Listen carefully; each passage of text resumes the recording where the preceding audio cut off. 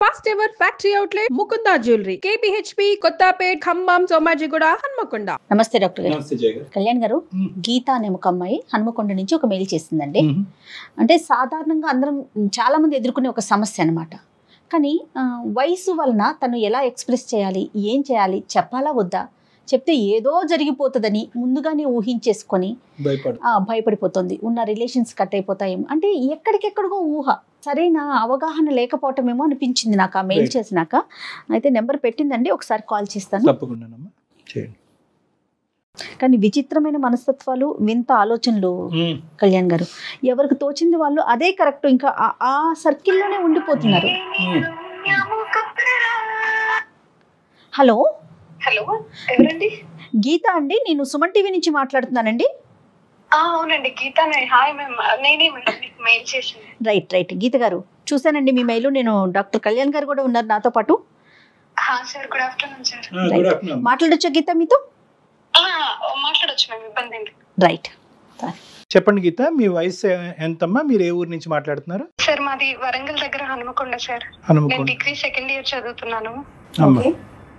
Sir, నాది ఒక విచిత్రమైన సమస్య సార్. దీన్ని అసలు సమస్య అనాలా అనకూడదా కూడా నాకు అర్థం కావట్లేదు సార్ అసలు.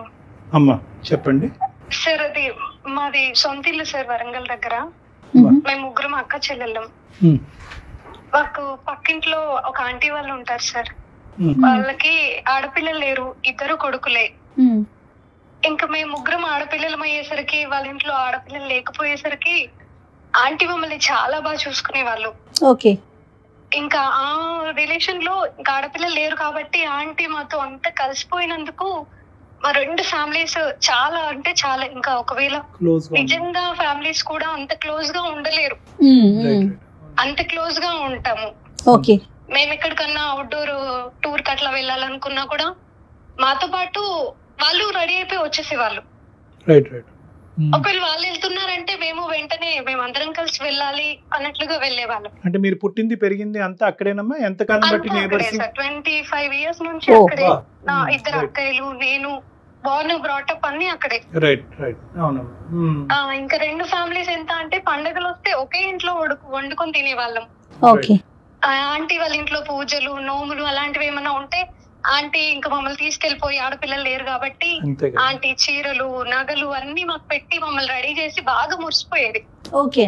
ఆడపిల్లలు లేరు అన్న లోటు మాతో తీర్చుకునే వాళ్ళ ఆంటీ. ఇంకా అలా రెండు ఫ్యామిలీస్ చాలా క్లోజ్ సార్ అసలు. ఇక్కడ మేము మా ఇంట్లో ఎవరైనా లేరు అంటే ఆ ఇంట్లో ఉన్నారని అర్థం. ఇంకా ఇద్దరు అక్కలు పెళ్లిళ్ళు అయిపోయాయి. వాళ్ళకు కూడా పెద్దన్నయ్య పెళ్లి అయిపోయింది, అబ్రాడ్ కి వెళ్ళారు. ఇంకా చిన్నన్నయ్య మ్యారేజ్ అయింది కానీ కరోనా కదా మేము, అందుకని work from home. So work from home కాబట్టి ఇంట్లోనే ఉంటున్నారు అన్నయ్య. అన్నయ్య కూడా, చిన్నన్నయ్య కూడా మ్యారేజ్ అయ్యింది కానీ వాళ్ళ వైఫ్ క్యారింగ్ పుట్టింటికి వెళ్ళింది డెలివరీ కోసం అని. సో అన్నయ్య ఇంట్లోనే వర్క్ ఫ్రమ్ హోమ్. నాకు కూడా కరోనా కదా మేడం, ఆన్లైన్ క్లాసెస్ జరుగుతున్నాయి. ఇంకా ప్రాజెక్ట్స్ అవి ఇవి కాలేజ్ లో వాళ్ళు పంపిస్తుంటారు. అవి నాకు ఫోన్ లో చేసుకోవడం, గాంధీ వాళ్ళు అనే వర్క్ ఫ్రమ్ హోమ్ కాబట్టి వైఫై పెట్టించుకున్నారు. వైఫై అని చెప్పేసి ఇంకా నేను అక్కడ నా ప్రాజెక్ట్ కి హెల్ప్ అవుతుంది వైఫై ఉంది కాబట్టి అని చెప్పేసి నేను కూడా ఆంటీ వాళ్ళ ఇంట్లోనే కూర్చొని వర్క్ అది చేసుకునేదాన్ని. అయితే ఒక రోజు అన్నయ్య వచ్చి, ఫోన్ లో ఎందుకురా ఇబ్బంది పడతావు, నా ల్యాప్టాప్ ఉందిగా ఖాళీగానే, అందులో చేసుకోమను ప్రాజెక్ట్ అని చెప్పేసి అన్నయ్య ఇచ్చారు. అలా నేను అన్నయ్య ల్యాప్టాప్ తో ప్రాజెక్ట్స్ అవి చేసుకునేదాన్ని, క్లాసెస్ ఏమన్నా ఉంటే వింటుండేదాన్ని.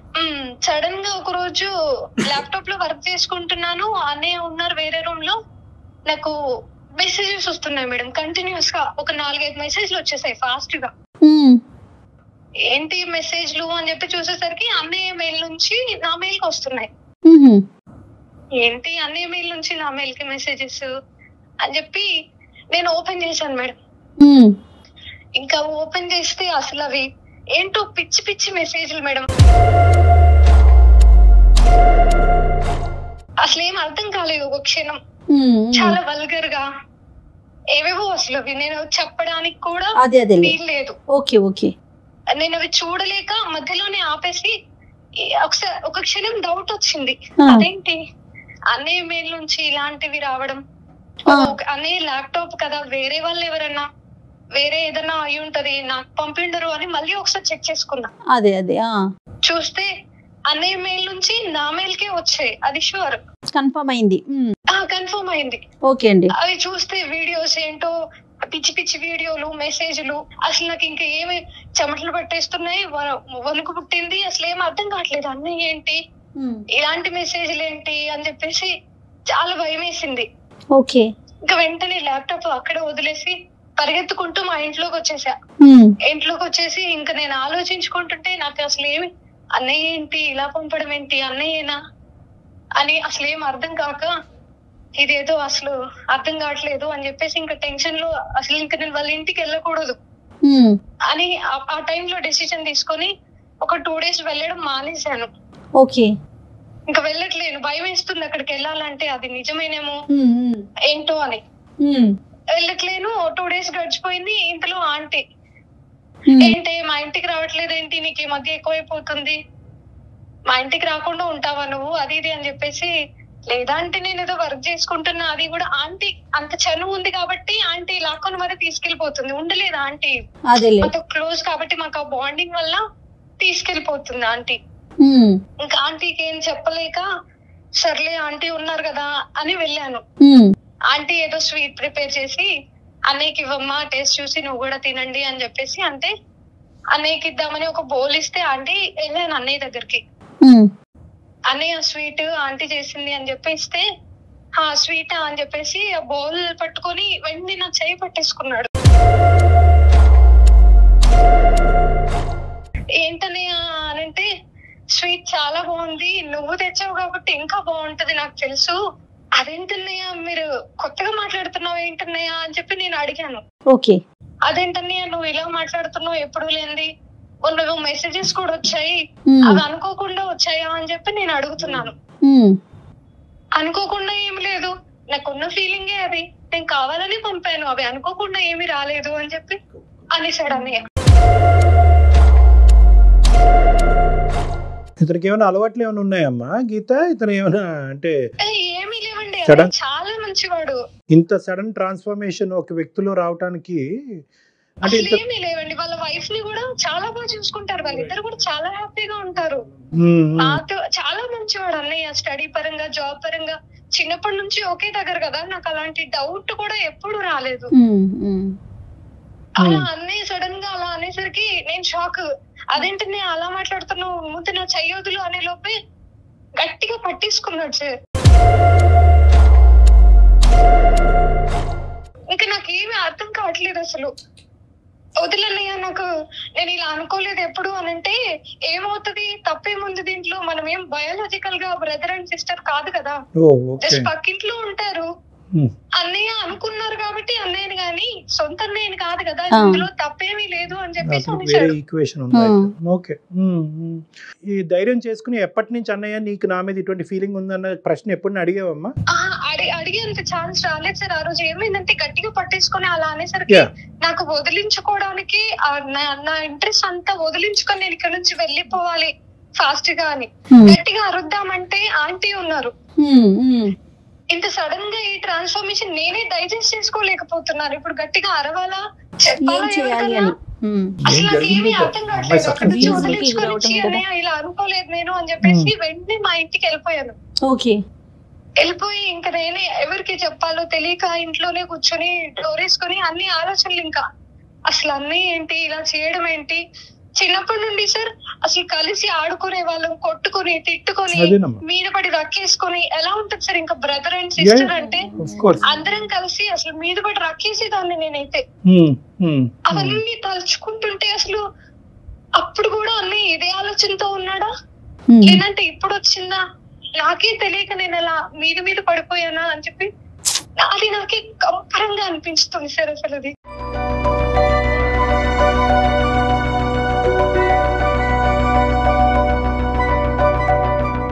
తలుచుకుంటేనే నాకు అసలు ఏమీ అర్థం కావట్లేదు. వెరీ సారీ అమ్మా. అంటే ఒక పరాయి వ్యక్తి ఇలా చేసినప్పుడే ఒక ఆడపిల్ల కంగు తిని మనసు విరిగిపోయి చాలా మంది ఆడపిల్లలు ఆత్మహత్య వరకు కూడా వెళ్ళిపోయినంటే ఎవరికి చెప్పుకోలేనటువంటిది. అలాంటిది ఇతను ఆల్మోస్ట్ మీ కుటుంబ సభ్యుడిలాగే కదమ్మా. కుటుంబ సభ్యుడి కంటే ఎక్కువే. 20 years బాండింగ్ సార్ మాది. ఇప్పుడు నేను నీకు మెయిల్ చేసింది ఎందుకంటే ఇప్పుడు నేను ఏం చేయాలి? నేను అలాగే ఉండిపోతే అన్నయ్య ఆలోచన చచ్చిపోతుందా? నేనే సైలెంట్ గా ఊరుకోవాలా? పోనీ వెళ్ళి మా అమ్మ నాన్నకి చెప్దామంటే ఇన్నాళ్ళు సార్ 25 years గా వాళ్ళు కలిసి ఉంటున్నారు. 25 years గా ఒకే ఫ్యామిలీ లాగా ఉండి అంత చేసి ఇప్పుడు మళ్ళీ ఇలా ఈ విషయం చెప్తే వాళ్ళు ఇంత మంచి బాండింగ్ చెడిపోతుందేమో అన్న భయం ఒకటి. మా నాన్న ఇంకా డేంజర్, చాలా పెద్ద గొడవ చేసేస్తారు సార్, అల్లురల్లురు అయిపోతుంది. పోనీ ధైర్యం తీసుకుని ఆంటీకి చెప్దామా అంటే ఎంతైనా వాళ్ళు సొంత కొడుకు కదా సార్. అవును, ఎట్లా రియాక్ట్ అవుతారో తెలియని పరిస్థితి. తెలీదు. నమ్ముతారా ఆంటీ? నమ్మి నాకు సపోర్ట్ చేస్తారా? లేదంటే రివర్స్ లో నా కొడుకు మంచివాడే, నీకే ఇలాంటి ఆలోచన ఏమైనా ఉందేమో అని నన్ను అనుమానిస్తారా అని చెప్పి అదొక భయం. కానీ గీత అమ్మ, ఒకటి ఇక్కడ ఏంటంటే అజంప్షన్స్ వర్సెస్ రియాలిటీ. ఒక అబ్బాయి, నువ్వు ఇన్నాళ్ళు అన్నయ్య కింద భావించినటువంటి ఒక అబ్బాయి నీ మీద అఘాయిత్యం చేయబోయాడు. Let us make it very clear. ఎవరు లేకపోతే కనుక నీకు అదృష్టం కొద్దీ ఆ రోజు తప్పించుకున్నావు, కానీ ఒకప్పుడు తప్పించుకోలేనటువంటి పరిస్థితి వచ్చి ఉంటే కనుక ఆ అఘాయిత్యం జరిగి ఉండేది. అప్పుడు కూడా మనం ఇలా కూర్చుని మాట్లాడుకునే అవకాశం ఉంటుందా? సో నెంబర్ 1 అది. ఇక్కడ ఏంటంటే ఎందుకు నేను అజంప్షన్స్ వర్సెస్ రియాలిటీ అని అంటున్నానంటే, మా అమ్మకి చెప్తే గొడవ పడతాడు, నాన్నకి చెప్తే కుటుంబాలు విడిపోతే, వాళ్ళ అమ్మకి చెప్తే కనుక నమ్మదు, ఇవన్నీ అజంప్షన్స్ అమ్మ. అంటే నువ్వేంటంటే నీ మనసు చాలా పెద్దది, నీ మనసు అనేటటువంటి చాలా సున్నితం, చాలా పెద్ద మనసు. నువ్వేం చేస్తున్నావు అంటే కనుక మెయిన్ క్రైటీరియా ఏంటంటే నీకు తగిలినటువంటి గాయం, నీకు కలిగినటువంటి బాధ కంటే ఆ బాధను తీర్చుకోవటం ఎలా అనేటటువంటిది ఒకటి. రెండోది, ఉండేటటువంటి ఏదైతే ఈ బాండింగ్, రెండు కుటుంబాల మధ్యన ఉండేటటువంటి ఈ బంధం ఏదైతే ఉందో దాన్ని కూడా సైమల్టేనియస్ గా కాపాడే ప్రయత్నం చేస్తాం. రెండిటిని బ్యాలెన్స్ చేస్తున్నాం. ఇది నీ చిన్న మనసుకి, చిన్న వయసుకి, నీ అనుభవానికి ఇది చాలా కష్టమేమో అని నాకు అనిపిస్తుంది. ఎందుకంటే ఇక్కడ ప్రధానమైన అంశం ఏంటంటే, ఒక బయటోడు ఎవడో వచ్చి నీ చేయి పట్టుకోలేదు. ఐఎమ్ సారీ, నేను ఇలా మాట్లాడుతున్నా. అన్నయ్య లాంటి అన్నయ్యగా భావించినటువంటి ఒక వ్యక్తి ఇలా ముట్టుకునేటప్పటికి ప్రధానంగా ఆడపిల్ల ఏంటంటే ఒకటి కంగు తింటుంది, షాక్ అవుతుంది. రెండోది ఏంటంటే కనుక ఎప్పటి నుంచి ఉంది ఈ ఆలోచన? రక్కి కొట్టుకుంటూ దెబ్బలాడుకునేటప్పటి నుంచి ఉంది ఆలోచన. అప్పుడు ఇలా పట్టుకునేవాడు, ఆ పట్టుకోవటం వెళ్ళక కూడా అదే ఆలోచన ఉందా? లేదంటే ఒక చెల్లిలాగా పట్టుకునేవాడా? రాఖీ కట్టినప్పుడు చెయ్యి తాకేది, అప్పుడు తాకినప్పుడు చెల్లి చెయ్యి తాకిందనే ఫీలింగ్లో ఉండేవాడా? లేదంటే ఒక గర్ల్ ఫ్రెండ్ తాకుతుందనే ఫీలింగ్లో ఉండేవాడా? సో ఇలాంటి రకరకాల క్వశ్చన్స్ ఆ కంగు తినటం కంటే ఈ ప్రశ్నలు ఎక్కువ నీ లోపల వస్తాయమ్మా. అవును సార్, అసలు ఈ ఆలోచనలతో నాకు అసలు ఏమీ అర్థం కావట్లేదు. దీన్ని అందుకనే నేను సమస్య అనుకోవాలా లేదా, దీనికి సొల్యూషన్ ఏంటి, అసలు నేను ఇప్పుడు ఏం చేయాలి, ఎవరితో చెప్పాలి, అన్నయ్యతో ఎలా రియాక్ట్ అవ్వాలి, ఇవన్నీ ప్రశ్నలు నా మైండ్ లో అసలు నా మైండ్ నుంచి అసలు వెళ్ళిపోవట్లేదు సార్. నేను ఎంత ట్రై చేసినా కూడా. You have to hit it hard. ఈ పాయింట్ నేను మళ్ళీ చెప్తున్నాను, you have to hit it hard.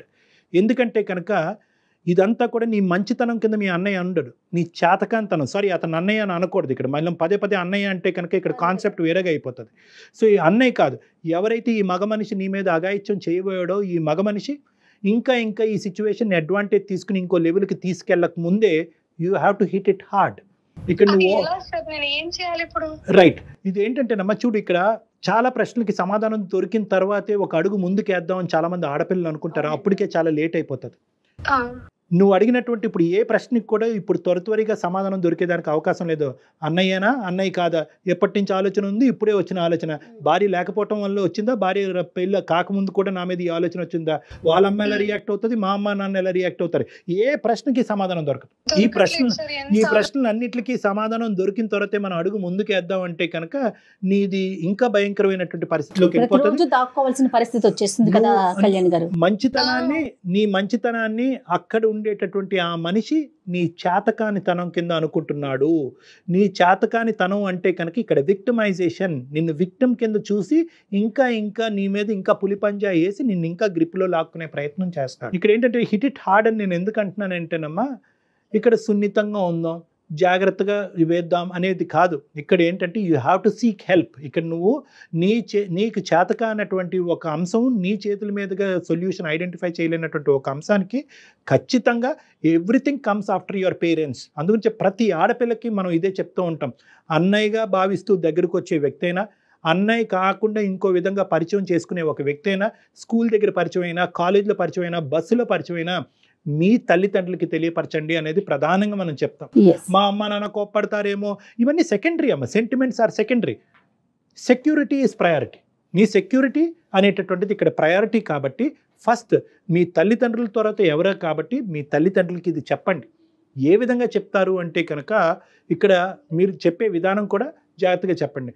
అన్నయ్యలో ఇప్పటి వరకు సో ఈ అబ్బాయిని అన్నంగా భావించే ఈ అబ్బాయిని ఇప్పటి వరకు నాకు మంచితనమే కనిపించింది, ఇప్పుడే అతనిలో ఒక మార్పు కనిపిస్తుంది.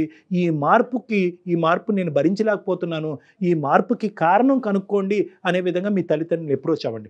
అంటే ఏంటంటే ఈ వ్యక్తి చెడ్డోడు అని నీకు అనిపించినా కూడా ఆ చెడ్డగా నువ్వు మాకు చెప్పిన విధంగా వాళ్ళకి నువ్వు చెప్తే చిత్రీకరిస్తే వాళ్ళకి పగ ప్రతీకారం అంతా రగిలిపోయి నువ్వు ఏదైతే జరగకూడదు అనుకుంటున్నావో ఈ రెండు కుటుంబాల మధ్యన విద్వేషాలు వైషమ్యాలు అవన్నీ వచ్చి ఈ 25 సంవత్సరాల పాటు ఈ బంధం అనేటటువంటిది తెగిపోతుంది. అంటే ఓన్లీ చేంజెస్ కనిపిస్తున్నాయి అని మాత్రమే చెప్పమంటారా? ఈ విధంగా ప్రవర్తిస్తున్నాడు, ఈ విధంగా ఆలోచిస్తున్నాడు, అతనికి ఏమైనా ప్రాబ్లం ఏమో, అతనికి ఎవరన్నా అతను తెలియట్లేదేమో, అతనికి ఎవరన్నా కౌన్సిలింగ్ చేయాలేమో అనేటటువంటి. ఎందుకంటే నువ్వు మా దగ్గరికి ఎందుకు వచ్చావమ్మా, ఎందుకు వచ్చావు సార్, ఈ రెండు కుటుంబాల మధ్యన ఏమైనా పర్వాలేదు, వాడికి బుద్ధి చెప్పాలి నేను, సో మా అమ్మ నాన్నతో నేను చెప్తాను, వాడికి గట్టిగా మా అమ్మ నాన్న చేత బుద్ధి చెప్పిస్తానని అని రాలే మా దగ్గరికి ఎందుకు వచ్చావు నువ్వు? ఈ రోజు చాలా మెచ్యూర్డ్గా అడుగుతుంది కదా, చాలా మెచ్యూర్డ్గా అడుగుతున్నావు.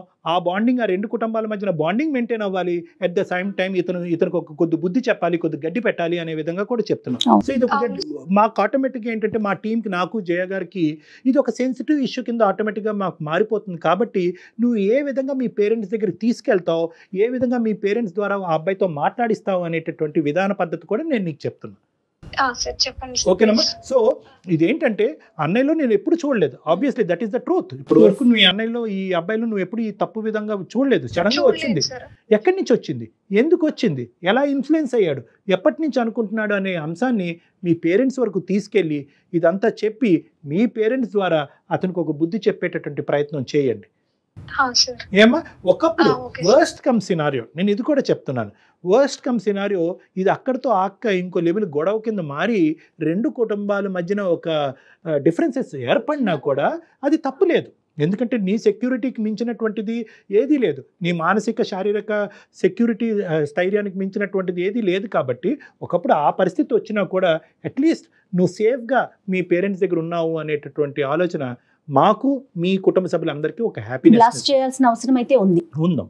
చెప్పాలమ్మా. It's a delicate issue, you have to tell. వాళ్ళ అమ్మతో చెప్తే ఎలా రియాక్ట్ అవుతుందో మనకు తెలియదు. ఎందుకంటే వాళ్ళ అమ్మ నిన్ను ఎంత బాగా చూసుకున్నా వాళ్ళ అమ్మ మీ అమ్మ కాదు. మీ అమ్మగారే మీ అమ్మగారు, మీ నాన్నగారే మీ నాన్నగారు. కాబట్టి వీళ్ళకి మనసిప్పి మాట్లాడండి అని చెప్తున్నానమ్మా. వాళ్ళు ఎలా రియాక్ట్ అవుతారు అన్న భయం ఒకటి నన్ను ఆపేస్తుంది. ఎలా అన్నా అవనివ్వండి, రియాక్షన్ ఈ సెకండరీ. నన్ను అదే నేను చెప్తున్నాను, సెంటిమెంట్స్, ఇమోషన్స్ ఎలా రియాక్ట్ అవుతారనే సెకండరీ. ఇందాకటి నుంచి నేను అదే చెప్తున్నాను. Your security is important.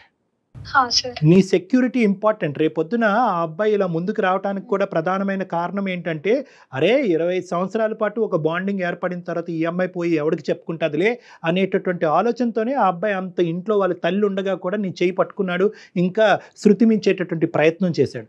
కాబట్టి ఒక టైంలో నేను ఇక్కడ నుంచి వెళ్ళిపోదామా అనుకుంటే ఎటు కాకుండా డిగ్రీ సెకండ్ ఇయర్ కదా సార్, 2 years ఉండాల్సింది, ఏదైనా హాస్టల్కి వెళ్ళి జాబ్ చేసుకుందామా, ఇక్కడ నుంచి వెళ్ళిపోతే ఇలాంటివి ఉండవు కదా అన్నయ్యకి అని కూడా ఆలోచించాను. కానీ నాకు ఆ సొల్యూషన్ కూడా లేదు, ఇప్పుడు నాకు ఆ ఛాన్స్ కూడా లేదు సార్. అందుకని అసలు ఏం చేయాలో అర్థం కాక మీకు మెయిల్ చేశాను. కానీ చాలా మంచి పని చేశారండి మెయిల్ చేసి. అయితే సమస్య నుంచి దూరంగా పారిపోవటం కాదు, దానికి పరిష్కారాన్ని చూసుకోండి. దాన్ని ఎక్కడితో కట్ చేయాలి, ఎంత దూరం పరిగెడతాం కదా, సో దానికి పరిష్కారాన్ని ఆలోచించాలి. చాలా హ్యాపీగా అనిపిస్తుంది మెయిల్ చూసాక. నాకు చాలా డేర్ చేసి తను చాలా డేర్ చేసి మనకి మెయిల్ చేసింది. మా అమ్మ నాన్న వాళ్ళకి వెళ్ళి దీన్ని చెప్పండి. ఇప్పుడు చూడమ్మా, ప్రతి ప్రాబ్లంకి ఎవరు బాధపడినటువంటి సొల్యూషన్ దొరకటం కష్టం అమ్మా. ఎస్పెషల్లీ ఏంటంటే రిలేషన్షిప్ ఇష్యూస్లో ఎవరు బాధపడకుండా నాకు ఒక సొల్యూషన్ చెప్పండి డాక్టర్ గారు అంటే అవ్వదు. ఇక్కడ ఎవరో ఒకరు బాధపడతారు. ఆ బాధపడేటటువంటిది వాళ్ళు బహుశా ఆ బాధ ద్వారా ఒక పాఠం నేర్చుకుని వేరే ఆడపిల్లలతో ఇలా అన్యాయం జరగకుండా వ్యవహరించగలిగేటటువంటి శైలి నువ్వు తీసుకునే స్టెప్ వల్ల ఏర్పడుతుంది. ఇంకో అంశం ముఖ్యంగా ఏంటంటే, ఈ అబ్బాయి నీతోనేనా వేరే ఆడవాళ్ళతో కూడా ఇలా ప్రవర్తించి వాళ్ళ ఇంట్లో ఉండే భార్యకి చూడకుండా ఆవిడకి అన్యాయం చేస్తున్నాడు అనే అంశాన్ని కూడా ఈరోజు నువ్వు మంచి చేసేదానివే అవుతావు, కానీ వాళ్ళకి నొప్పి కలిగించినా కూడా చెడు చేసిన దాని అవ్వమ్మ నువ్వు. Okay sir, thank you sir, thank you ma'am. Thank you మా. ఆల్ ద బెస్ట్ అమ్మా, God bless. Thank you sir, thank you. Bye bye. కానీ పెద్ద పిల్ల కాబట్టి మెచ్యూర్డ్ గా మెయిల్ చేసింది డాక్టర్ గారు. చిన్న పిల్లలండి, పసిపిల్లలు అబ్యూస్ కి గురయ్యి చెప్పుకోలేకపోవడం, స్కూల్లో కానీ ఇంట్లో కానీ ఎంత అవేర్నెస్ క్రియేట్ చేస్తున్నా కూడా గుడ్ టచ్ అని బ్యాడ్ టచ్ అని ఎంత క్లియర్ గా చెప్తున్నా కూడా పిల్లలు భయపడుతున్నారండి. ఉన్న సెన్సిటివ్ హార్మోన్ అమ్మ ఈ పాపం. ఈ పాపం అంతా కూడా ఏంటంటే ఆడపిల్లకి ఇప్పుడు ఎగ్జాక్ట్ గా ఇప్పుడు మన గీత ఏదైతే భాష వాడిందో అది చంటి పిల్ల ఒక 5-6 సంవత్సరాల ఆడపిల్ల నుంచి ఒక 20-30 సంవత్సరాలు వచ్చేటటువంటి ఆడదాని వరకు ఇదే హార్మోనల్ సెన్సిటివిటీ. అందరినీ బ్యాలెన్స్డ్గా చూడాలి, శత్రువుల్లో కూడా దేవుణ్ణి చూడాలి, ఎవరికి నొప్పి కలిగించకూడదు. నా చెయ్యి పట్టుకున్నాడంటే కనుక వాడికి ఏదో పిచ్చి పట్టో లేదంటే ఏదో అయ్యో నా చెయ్యి పట్టుకున్నాడు వాడికి ఒక బుద్ధి చెప్పాలి అని అనుకుంటారే కానీ వాడిని పనిష్ చేయాలి అని అనుకోరు. సో ఈ బ్యాలెన్స్ తెచ్చేటటువంటి ప్రయత్నంలోనే ఆడపిల్లలు పదే అఘాయిత్యాలకు లోనవుతున్నారు. వయసుతో సంబంధం ఉండట్లేదు, మన భేదాలు ఉండట్లేదు, చుట్టాలు, బాబాయిలు, మేనమాములు, కజిన్స్ చాలా ఇబ్బందులు పడుతున్నారు. కానీ చాలా అప్రిషియేట్ చేయాలండి ఈ పిల్లని మాత్రం. నాకు చాలా హ్యాపీగా అనిపిస్తుంది. బయటకు వచ్చి ఇట్లా మాట్లాడటం అనేది చాలా మనం సంతోషించదగ్గ విషయం. రైట్ అండి, థ్యాంక్ యూ సో మచ్.